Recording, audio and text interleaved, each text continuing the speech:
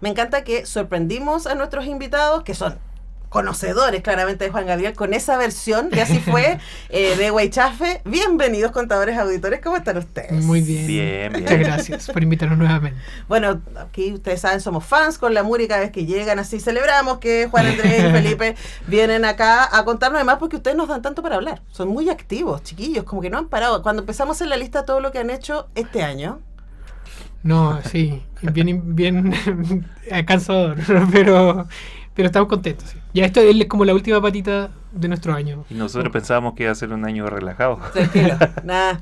Ahora, ahí hay como un doble camino, ¿no? Porque hay unas cosas que ustedes lanzaron por primera vez, como su proyecto de los corpóreos bailables. etéreos. ¿Cómo se llama eso? Choc Choc Ñau. Choc Choc Ñau, que los pueden seguir, que tuvieron su lanzamiento en el FanFest, que eso sería como un proyecto nuevo. Sí. Y también retomaron algunos proyectos, algunas cosas que ya habían sido estreno, como El Asilo, Contra la Opresión, ¿cierto? Sí. Como Temis, que lo fui a ver recién. No había visto Temis, la vi recién. Buenísimo. Y como este cuarteto de musicales, que fueron en orden de salida, ¿o no? Porque fue Morir de Amor primero, que retomaron el Teatro Nescafé, después La Incondicional, después Provócame, y ahora cierran con Tú eres la tristeza de mis ojos. Sí, en orden. Sí, en orden cronológico. Hemos hecho algunos musicales más, pero en esta cuatrilogía que hicimos, claro, hicimos solo esos 4. Ahí hemos hecho 3 más. Ahora, claro, ahí, no sé, ayúdenme a entenderlo, porque yo me acuerdo lo primero que yo vi de ustedes como musicales fue Las Madonas, ¿no? Sí. Pero ahí hay un salto, porque Las Madonas era más bien como un show de música que iba uno tras otro, y cada canción tenía su propia performance y era muy espectacular, música en vivo, etcétera. Pero de ahí con Morir de Amor hicieron un salto que fue decir, vamos a hacer musicales narrativos.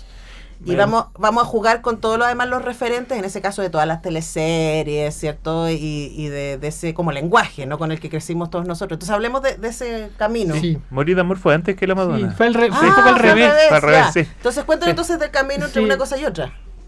Sí, como de hecho veníamos trabajando, cuando nos llamaron a hacer por primera vez estos musicales, fue como el pedido fue como hacer una obra con canciones AM.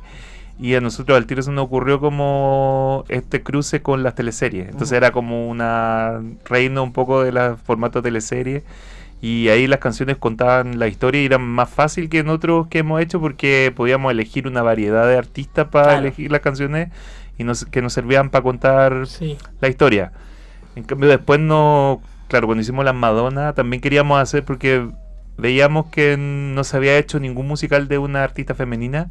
Y fue nosotros dijimos, no, ya, es hora. Sí, como que lo propusimos nosotros, porque la productora Cultura Capital había hecho los Beatles, había hecho Mercury, había hecho Bowie. Sí. Y todos estaban enfocados como en la biografía de los cantantes y nosotros le propusimos al Fernando Lavarría, nuestro jefecito, hagamos Madonna. Y claro, como que siempre hubo una obra un poco una respuesta a la anterior y como que ya habíamos hecho una obra que era como una historia en un solo lugar, todo pasaba en esa mansión. Dijimos, hagamos una obra que sean muchas escenas distintas. Y cada canción, como que era más difícil porque como eran canciones en inglés, es más difícil como poder contar historias, como que las canciones, entonces es más como el feeling de la canción o como una idea central de la canción. Pero entonces además también porque se transforma en un concierto, cantamos todo. Yo me acuerdo de La Madonna, claro, que es caleta. Sí, sí, y nosotros somos súper fans, como entonces tratamos de también como hacer como siempre yo creo que esa es nuestra premisa, como no solamente hablar de los cantantes, sino de cómo esos cantantes dejan una huella en la cultura popular. En ese caso Madonna tenía como, no sé, temas como el edadismo, la liberación sexual, no sé, como muchas cosas como el ser aliada de la comunidad LGBT. Entonces, como todos esos temas madonescos, podíamos transformarlos en pequeñas escenas.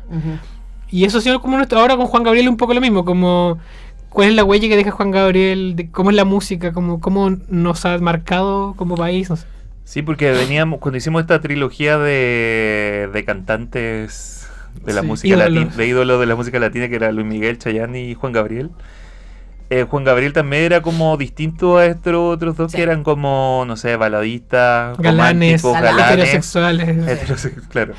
Y también Juan Gabriel hablaba de otras cosas, como que las canciones ya no servían tanto para hacer unas comedias, sino que también nos metían en unos dramas, porque él es súper dramático para escribir.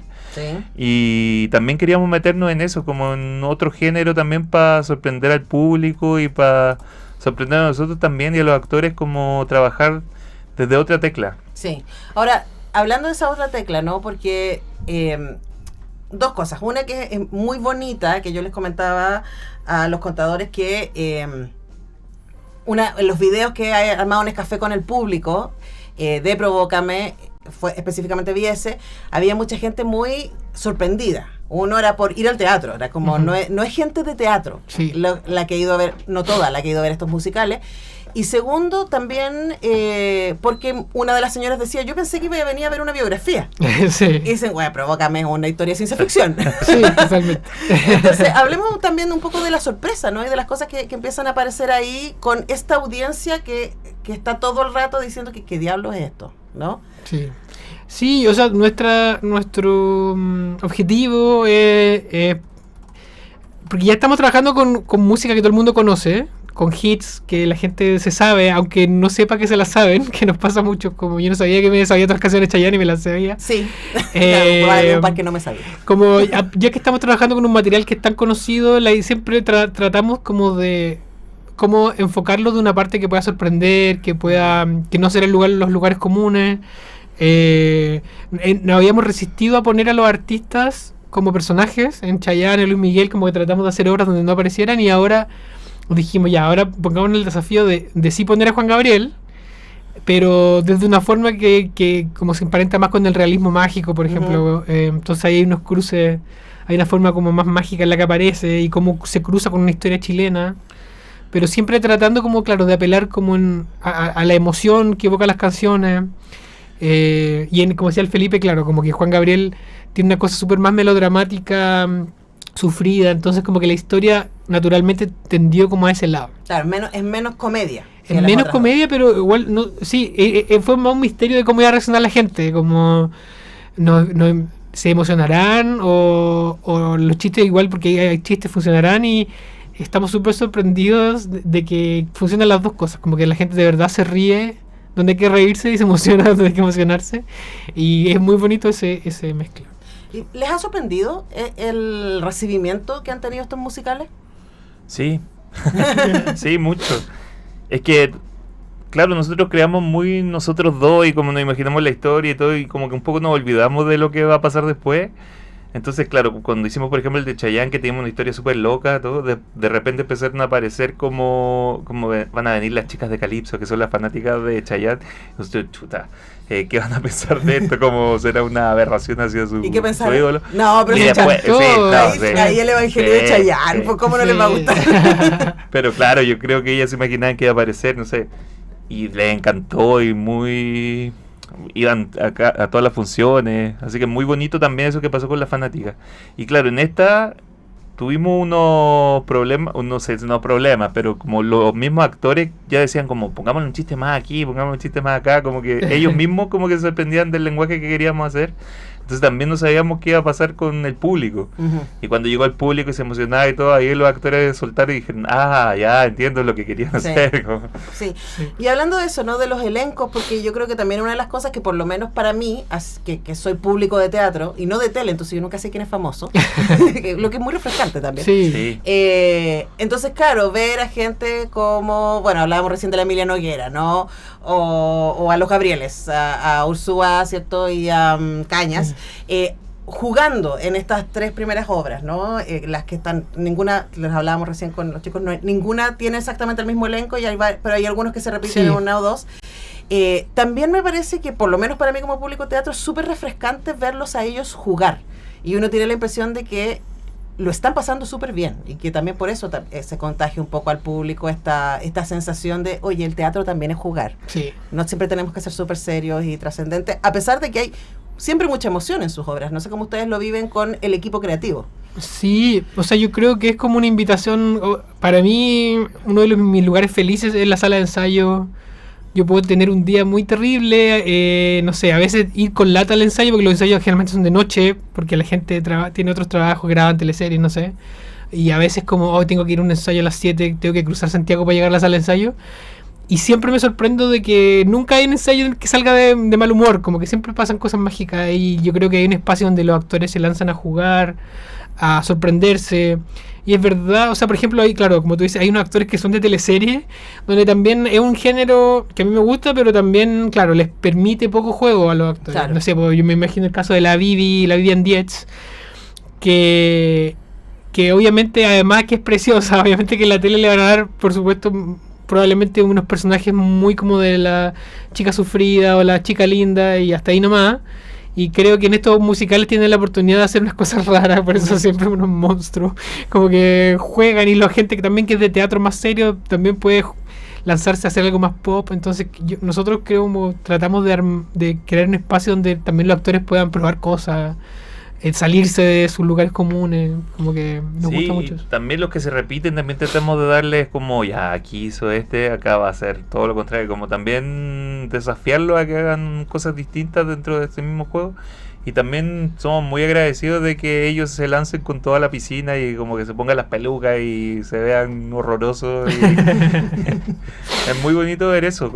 Sí, ahora a mí me da la impresión, no sé, muy desde afuera, porque no he conversado con ninguno al respecto, que es como, ya, si ustedes llaman, ellos van porque ya saben que va a ser divertido, que además va a tener una audiencia, que es una audiencia que puede o no ser la misma que los ve en otras cosas, o sea, es como Bonobo, y bueno, además que ustedes también trabajan con eso, ¿no? Entonces, preguntarles cómo ese cruce entre, que a mí me gusta mucho y también es un poco la vocación de esta radio, ¿no? Es decir, no hay alto y baja cultura. Uh-huh. Hay cosas que están bien hechas y cosas que no están tan bien hechas. Esa es por lo menos mi mirada, ¿no? Entonces, claro, lo que ustedes hacen se mueve de esta cosa súper popular, pero que lleva a la gente al teatro y la que la gente sale súper feliz y sale como agradecida de haber pasado por ahí. Y otras obras en donde, por ejemplo, Bonobo, también que lo vi recientemente, uno no sale tan feliz, pero sale diciendo, pucha, qué bueno que vi esto, porque me dejó como removido, sí, sale, ¿no? Como con una mezcla. Entonces, preguntarles más bien por esa, cómo a ustedes les alimenta estarse moviendo en esos distintos tipos de tonos, ¿no? Sí, yo creo que es parte de todos los que trabajamos un poco en el teatro, como que, claro, nosotros siempre nos dicen como ustedes hacen teatro comercial, pero también como si fuera malo. Sí, y también trabajamos, no sé, pues diseña la Rocío, que es la diseñadora de la Manuel Infante, o como trabajan los Gabrieles que actúan en Bonobo, como que tenemos unos cruces, porque es rico también hacer cosas distintas, como para qué nos vamos a encasillar solo en una, como en la diversidad también se agarran nuevos públicos, porque seguramente la gente de Bonobo también va a ver a los Gabrieles en los musicales, y la gente de los musicales también va a ver a a los Gabrieles en Bonobo. O los descubre ahí, ¿no? Sí. Entonces, por ejemplo, creo que uno de los momentos más impactantes, por ejemplo, de Morir de Amor, es cuando Gabriel Caña se pone a cantar una de Juan Gabriel. Sí. Y de hecho, me acuerdo porque lo dijo al aire el Vicente de los Aguinetón Retal, acá, que lo había visto hace poco porque también habían hecho una cosa juntas. Entonces era como decir, qué lindo cómo se cruzan los entusiasmos y los gustos y los juegos. Finalmente yo creo que es una de las cosas bonitas de vuestro trabajo, que va cruzando y se alimenta una cosa de otro. Sí.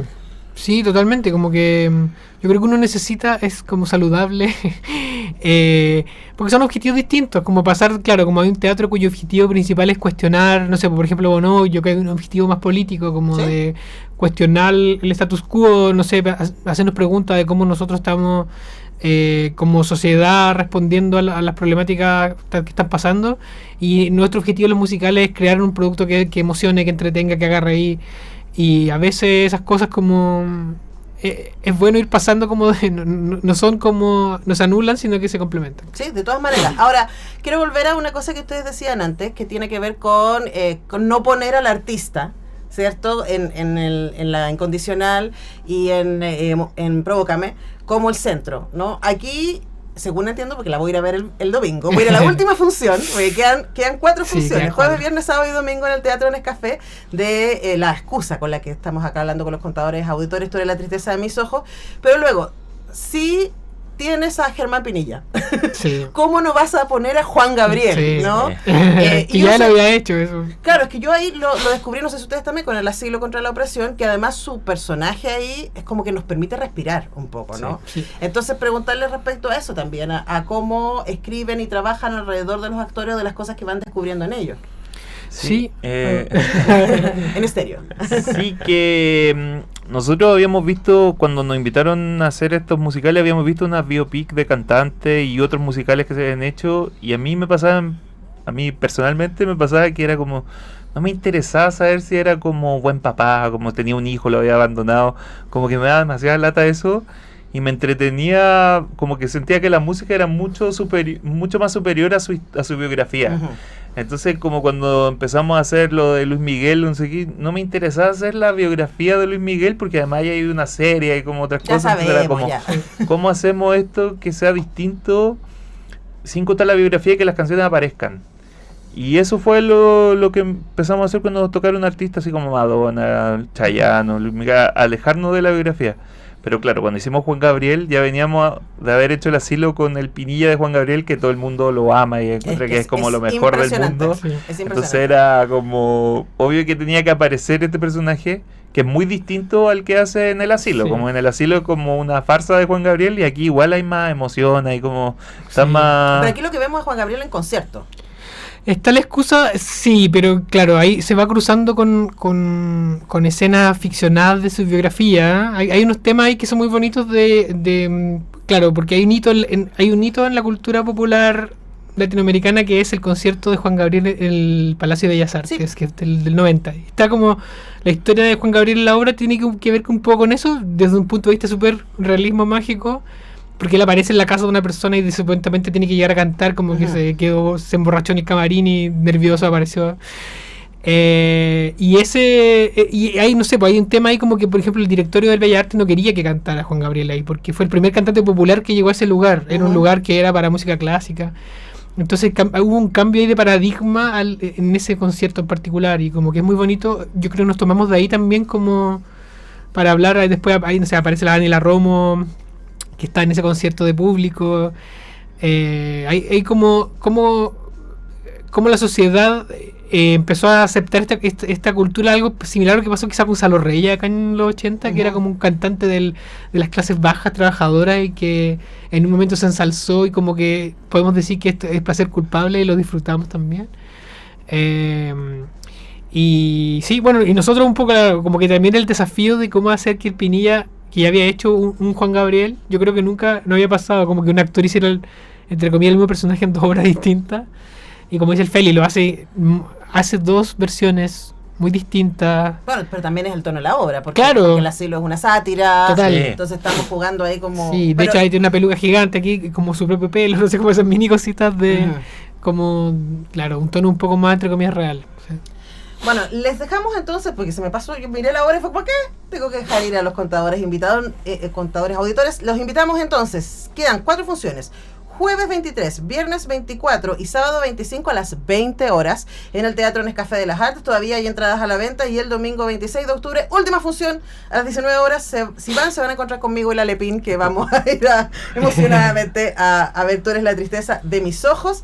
No alcanzamos a hablar del tremendo talento de Carmen Gloria Breschi, pero se lo dejamos Ah, a- impresionante. No, impresionante. Y Sí, un casi. placer trabajar con ella, Sí. uno alegra la vida. Bueno, si la gente que nos está escuchando vio Me rompiste el corazón, Sí. ella es la protagonista junto con Daniel Muñoz, y ella es la Negra Esther en Sí, po. esa Sí, le fuimos a ver. en esa película. Así que los dejamos súper invitados a que vayan a ver el trabajo de los contadores auditores. Hemos estado conversando con Juan Andrés Rivera y Felipe Olivares. Gracias, chiquillos, por venir Gracias nuevamente. a ustedes por la invitación. Nosotros vamos a la música y vamos a cambiar radicalmente de tema. Vamos a hablar de bitcoins y oro, porque así es comunicarte. Ya regresamos.